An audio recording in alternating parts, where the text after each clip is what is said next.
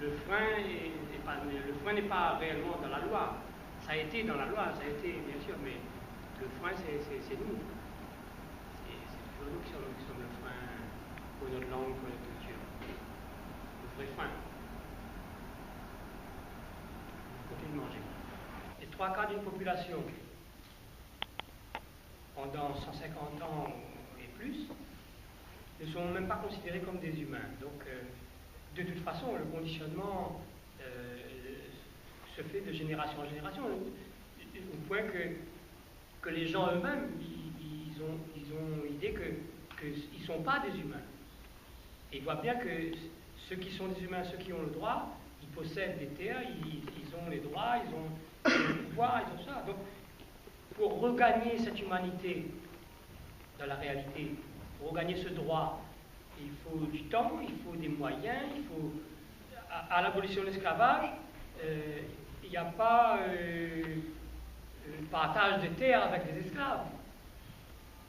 Il y a toujours des esclaves qui se mettent à danser, bien sûr. Sur le papier, on est libéré, mais après, il faut comprendre que les gens, le lendemain matin, il faut qu'ils mangent. Ils sont libres sur le papier. Et de toute façon, ils vont travailler avec qui? Avec celui qui est propriétaire. Le propriétaire d'esclaves et de terres et de plantations, il a lui-même des dédommagements. Mais l'esclave n'est pas dédommagé, l'esclave n'est pas payé, l'esclave n'est pas... Non, il va juste être un peu mieux payé peut-être.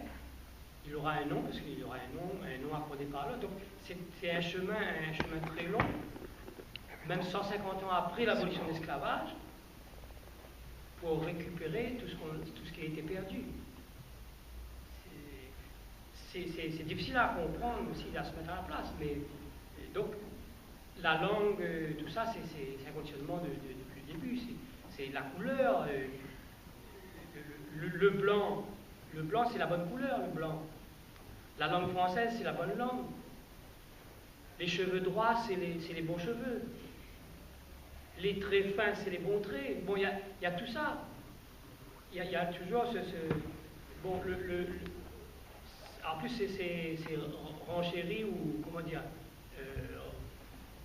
réallongé par le fait qu'il y a le phénomène des métropolitains, des oreilles, comme on dit, qui viennent à La Réunion, après les années 46, donc après la départementalisation, pour les institutions, pour la médecine, la santé, l'école, pour développer tout ça. Il y a la main-d'œuvre